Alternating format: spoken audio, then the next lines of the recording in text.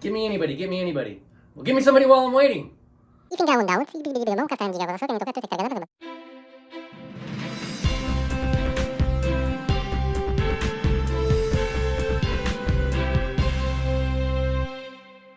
Skip to the menu below. I'd Skip like to to the say menu? something because you have to push the more button to get the menu to show up.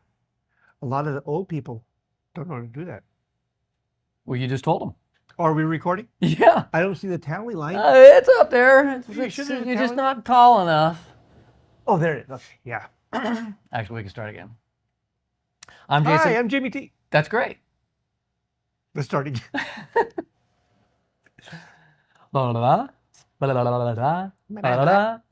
Blah, blah, blah. Blah, blah, blah. Ba-na-ba-na, earworm. Okay. I like Minions. I love the Minions. Yeah. I'm Jason Brown. I'm Jimmy T. And this is Skippable News, where you can skip to the part you want by going to the menu in the description below or via the progress bar. But you have to press the more button to get the thing to come down. Okay, now then. And sometimes you accidentally click a button if it's on your phone and the menu description pops up with all these different pictures. Click on the one you want. Hey, or just watch the whole dang thing. Watching on cable, congratulations. Thanks very much. We appreciate it. We love that historic media. Historic media, yes, for those of you who are still tethered to the wall. But you know what? I think if you really look at it now, cable probably costs as much as the cord cutting costs. Back in the day, I cut the cord 15, 17 years ago. We had Hulu. Hulu had everything. And what Hulu didn't have, you got on Netflix. But then everybody got into the streaming thing about 4 or 5 years ago and just polluted the market. Everything is like $6 for that, $10 for this. And Netflix is up to like $25 for their premium service. Absolutely, in my opinion, not worth it. And so you're having to choose which one you want, which one you don't want, or if you're savvy, you run one for 60 days and then cancel it and start another one for 30 days and watch everything that you can and then stop it. And I mean, it's just a pain in the rear end. It's not what it used to be. So for the Skippable News review, subscribe to Apple TV for the trial. Watch Greyhound, Ted Lasso, and Masters of the Air. I like Silo, but you never got into that one. No. Yeah, Silo was pretty good. But so there are a few things, like I still have Apple TV and I need to cancel that one until my new, but that's the typical way. If you want to be a streamer and you want to save money, you've got to do one platform and then wait, and then do another platform and then wait. Netflix is getting pretty tricky about this, though. They're actually going to start removing certain shows from their platforms that if you don't watch it in that time period, you lose it, because they don't want you being able to tune in for 30 days and binge watch everything and get out. Buttholes. I hate it when they come up going. Can I say buttholes on TV? From your watch list, going away soon. You need to watch it now. Oh my goodness, I'll watch it. And it's 90 days later, it's still there. Yeah. So there are creative ways to do streaming. Unfortunately, Jimmy missed out on that opportunity with the HBO, but I got mine bundled into my for free to my AT&T. You could subscribe to like Walmart's package. They give you Paramount Plus and 2-day free shipping on that $1 package of gum that you decide to order from them. Prime is good. They got a lot of stuff. But now they show commercials unless you pay an extra $5. But then there's Tubi and there's Freevee and there's all kinds of good things out there. There are ways to take advantage of the streaming. And if you were really, really, really, really savvy, last week you could have taken advantage of watching some really cool rodeos. The California High School Rodeo Championships were here last week, 2024. Wow, these young people were amazing. They had from 4.0 to 4.8 GPAs. They were presidents of FFA, future, everything. Just they were wow. Everything. They were really, really amazing students. They were polite, and man, they handle those critters. Oh my goodness. Congratulations to the city of Bishop, Tri-County Fairgrounds, all of us. We got a contract for 3 years with an option for 2 more. So we're excited about that as well. And Jimmy, my hat's off to you for taking care of Friday. I showed up. So we run two streams at a time. We have the main track and then the arena, and they go up simultaneously. And Friday I showed up and said, Jimmy, I think we got a problem. I think I'm passing a kidney stone.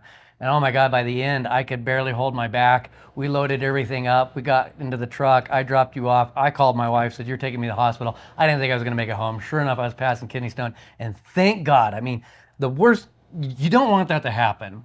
But that just shows how much God was looking out for me and for you, because the next day was one stream instead of two, because the main track doesn't run at the same as the main time arena, and we were able to pull it off. It is the first time I have ever missed an event. But thank you for doing that and making that a success. You're welcome. And the children and the Rodeo Association, thank you very much for coming. And the doctors, thank you Jen- for the morphine.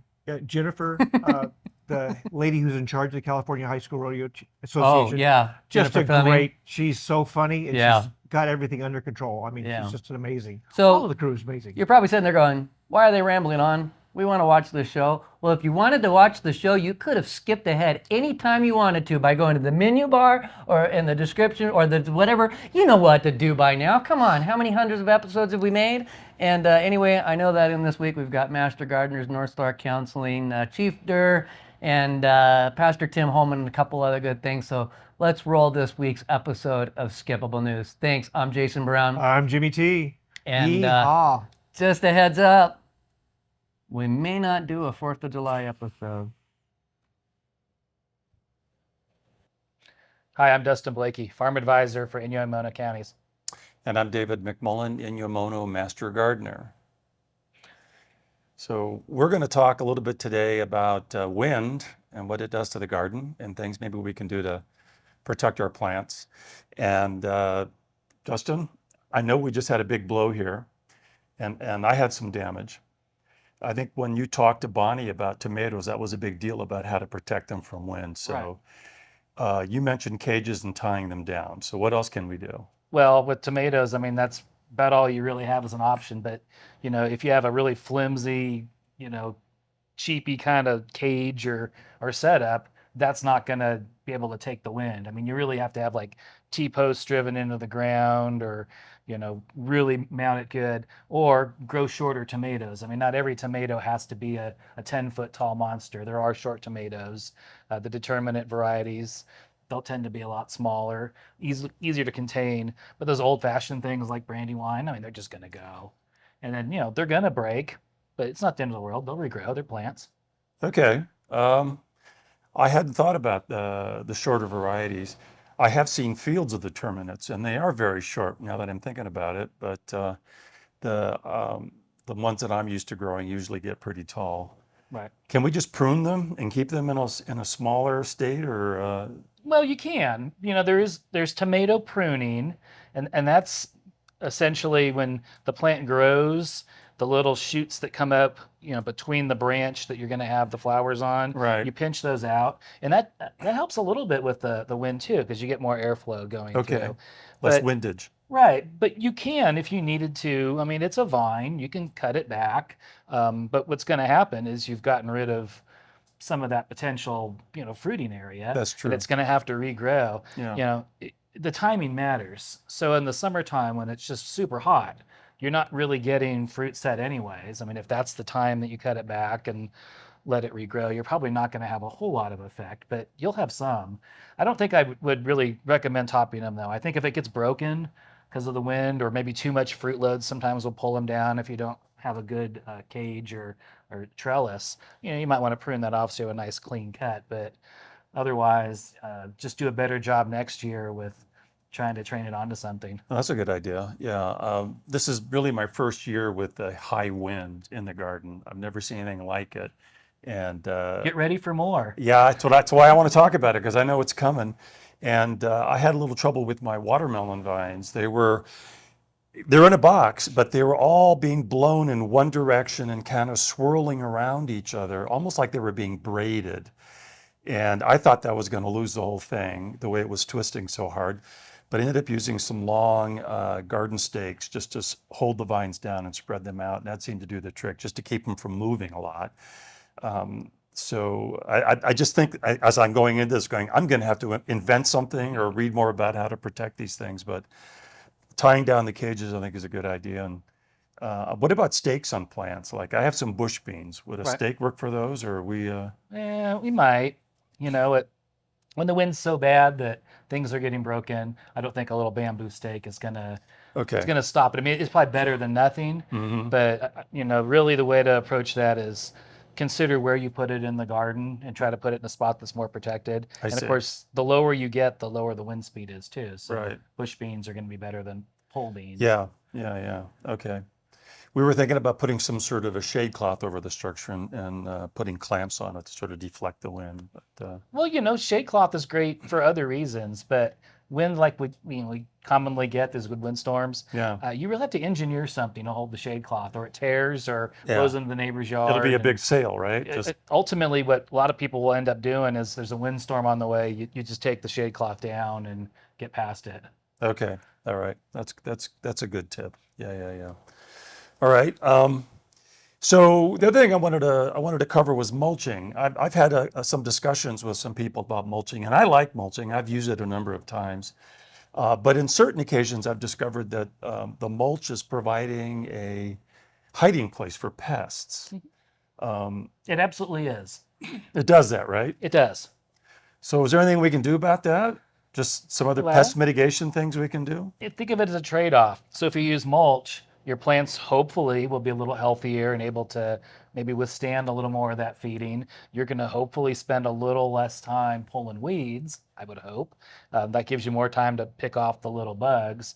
But certainly you're going to have bugs. I mean, the earwigs and the tomato hornworms, they seem to like to overwinter in that mulch, and that's something that, it's a trade-off. So, if you do decide you want to mulch, you can use a mulch that's more substantial and, rake it to the side at the end of the season, so that you have a chance to maybe do some tillage or clear out everything and then put it back.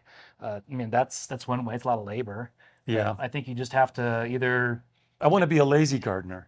well, if you want to be a lazy gardener, there are also things that you could, apply to the mulch that Yeah. would help kill things, some insecticides. But generally, I think that's probably overkill. I think, just some raking and even disturbing the mulch is going to really irritate the pests. The ones that are overwintering as pupa, that's going to get them exposed and the birds can eat them. Or Okay, that's a good you know, idea. just Mix it up in a way, sort of Right. keep it disturbed, not letting it yeah, settle. and it depends on the pest. Things like earwigs, you can make a little trap for them and catch them. All right. So, it's a way of living with it.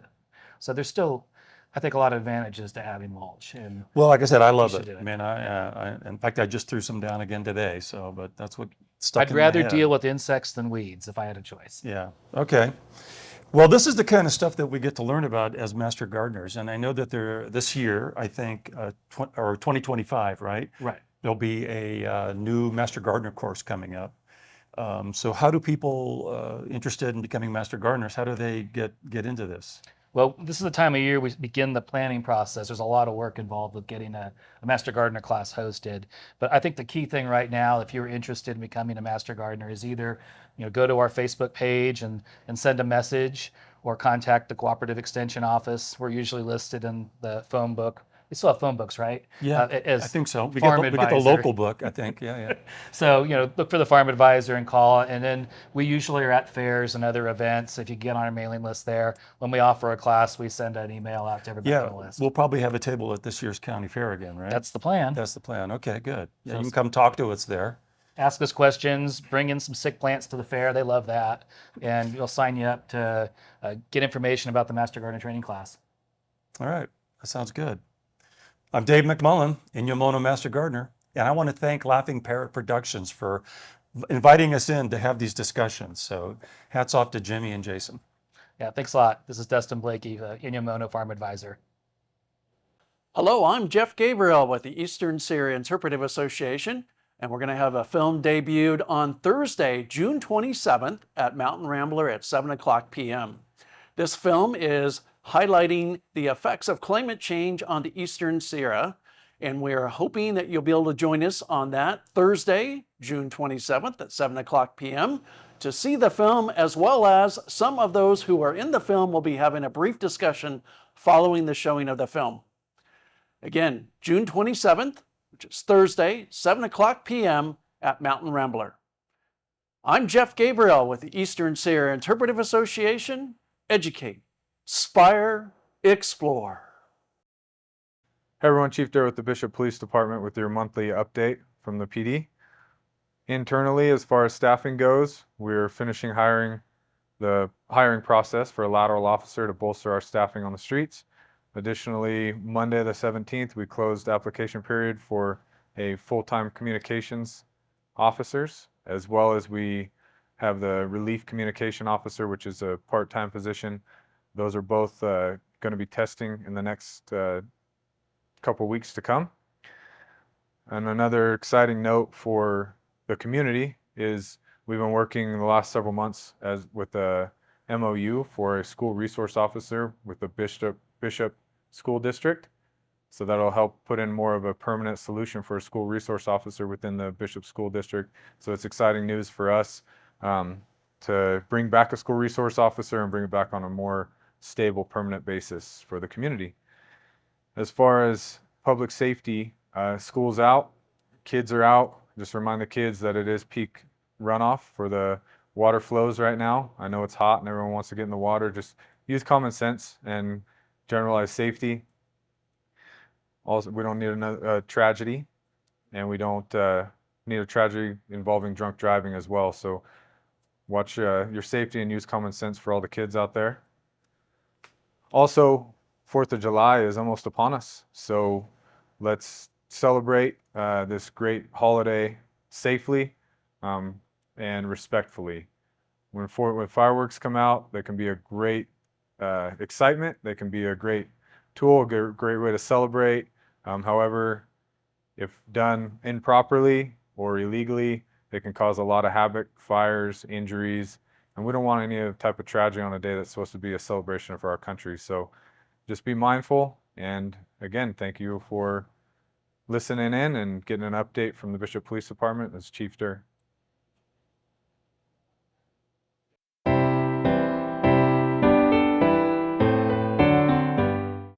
What a blessing to be with you. I'm Pastor Tim Homan from Mammoth Lakes Lutheran and Grace Lutheran in Bishop with a devotional for you this day. There I will meet you, Exodus 25. I'll be there for you, a promise given in many relationships, friendships, families, and couples. It offers a presence as a sign of love and caring. If someone doesn't make an effort to meet, the relationship suffers. In the narrative of God's love for us, God created people out of love and was present in a way that can be hard to imagine. When Adam and Eve turned their backs on that love, the separation between humans and God was devastating. We've seen this love unfold as God promised to repair this broken relationship. He did this through a Savior. God reminded people that a Savior would come through a chosen family for the good of all nations. But when this chosen family was walking through the wilderness, how would they know that God was still with them? God gave them a powerful promise of presence. God not only taught them how to make Him a tent, a tabernacle where they could worship Him, but God also taught them how to make the mercy seat, an earthly throne where He would sit and meet His people. God would dwell, tabernacle with His people. If that sounds amazing, there's something more. Not only does God promise to meet with us in His house during worship, but the Holy Spirit also dwells, tabernacles in the hearts of all who believe. I'm Pastor Tim Homan with Mammoth Lakes Lutheran Church and Grace Lutheran in Bishop.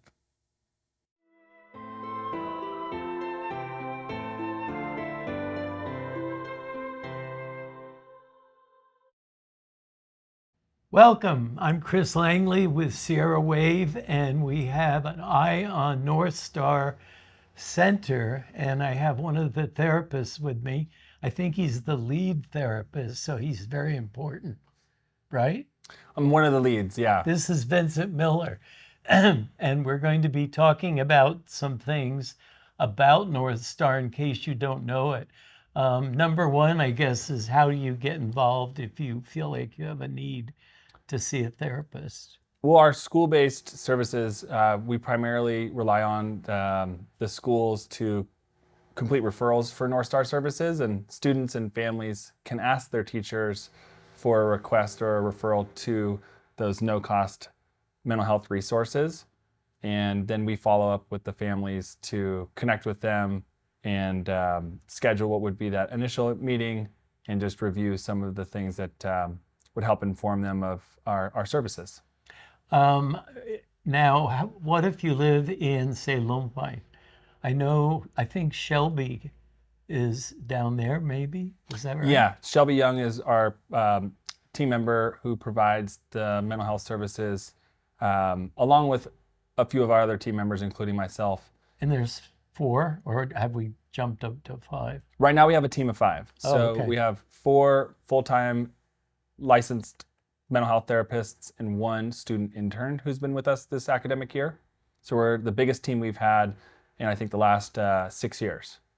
How would a person know that they should get help from a therapist? What tests what signs are there? That's a really good question. And I think that there's a lot of different ways that starts to present itself. And we always like to encourage families and students to be able to recognize that this is an available resource that they could connect with at any point if there's an interest among like change or addressing some patterns of behaviors that just don't seem like they're working for that person at that point in time. There may be challenges that they've experienced for some time that they're motivated to address in a way with that therapeutic support. And oftentimes that's where our involvement starts. Now, it seems to me the need is greater than ever. Is that a pretty fair thing to say? It seems like a lot of people are looking for therapy. Yeah, it does. Than before. It does seem like there's more interest to, try and tap into those therapeutic services. And we see that as like a really positive aspect around helping to pull down some of the barriers that may have existed around cost and access. And Northstar, our team is focused in providing those services to youth and families. So we have that younger age range of focus. And we see that as just like a great way of being involved in the school communities to be able to offer that support in a convenient setting. So this is a project that primarily has been driven by the Inyo County Office of Education, and we really felt there was a need for a permanent office, and that's what we will be seeing now. Is it was a house, and we restored it and made it more friendly, I guess. I'd say so, yeah. We've been really pleased and fortunate that we found ourselves in this new current space, and we look forward to what's to come as far as an access to being able to provide those services outside of the school setting, and also having a home base for our team. It's been really valuable. And it's not very far from the high school, correct? That's right. Yeah, it's just across the street from the post office on Line Street. And so we have a pretty direct shot. We can often hear the bells throughout the school day. So we're really close by to the high school and middle school and elementary school. What are things to look for when you come into the building? Right now we've got this quite a bit of shrubbery. We've got 2 large hedges that really like stick out in the landscape. So it kind of makes it private?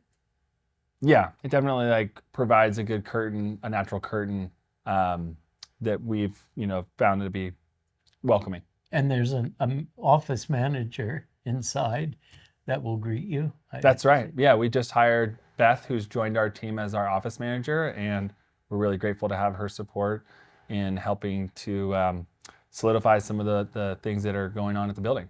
How many rooms are there that can be used for different therapists? We have 3 therapy rooms in the Northstar Center. And there's parking behind it, I think, isn't there? Yeah, I'm glad you bring that up. Yep, there's 9 parking spots. We have a lot of parking space available. That's what turned our decision, I think, as well, that realizing that people could park conveniently behind it. Yeah, and it really, there's 2 entry points in to the parking behind the building. And we just have 3 doors in and out of the building too, which we see as like a benefit just with the ease of access, people coming and going. It really creates a good flow for our space. And anything else we should notice about the new office? Or is that pretty much it? That's what I remember before it was restored. But you said C5 had somehow helped you with decorating it? We had a great partnership with the staff at C5 to help with decorating and developing more of an artistic and colorful approach to the space. And from the get-go, having their help had really helped us to move into the space and the local art that they help to facilitate and provide and put up in the space has made it really comfortable and colorful and welcoming. So we should look for that.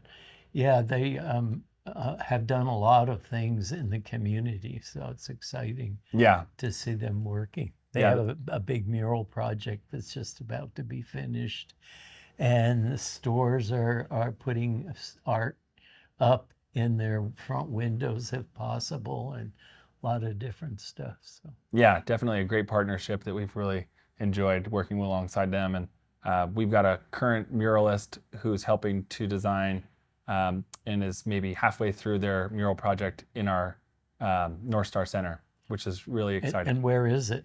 That's in one of the therapy rooms Okay. inside the building. And what's her or his name? Angeli's the artist who's helping to design this. Okay. Anything else you want to get across?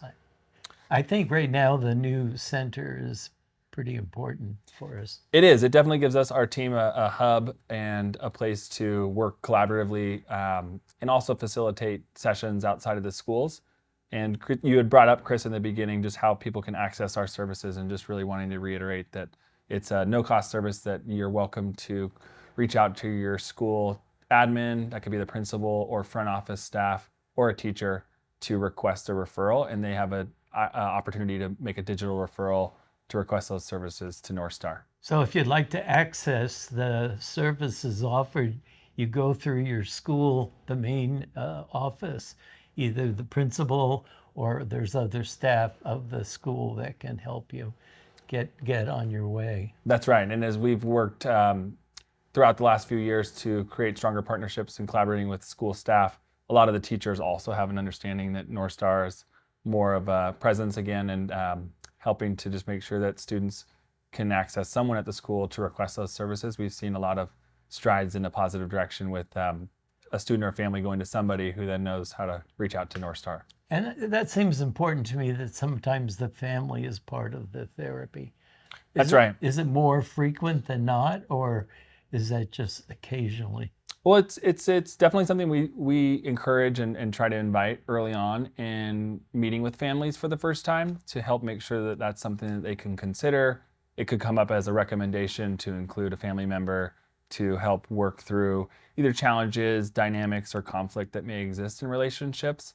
And that's something that, like I said, when we can invite that early on and people have an understanding that that's something that they could be involved with, we've seen that increase with more families and siblings being involved in the therapy services that we're providing. Well, thank you for watching. If you have any questions, you know to go to your school's main office, basically. And I'm sure there are different people helping to get you on your way. And Vincent, this is Vincent Miller, and I'm really happy he's here, and he needs to get off back to work. So I appreciate you being here. And thank you for watching. I'm Chris Langley with Sierra Wave Skippable News.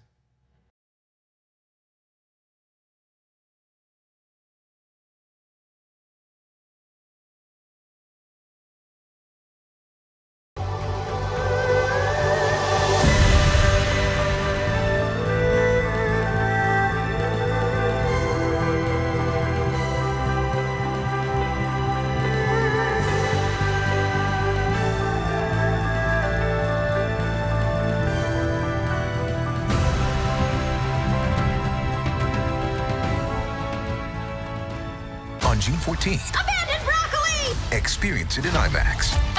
Everybody act regular. Pillow fight! Bring it on! No, anger. Disney and Pixar's Inside Out 2. There's a part 2? We're going! Rated PG, June 14th.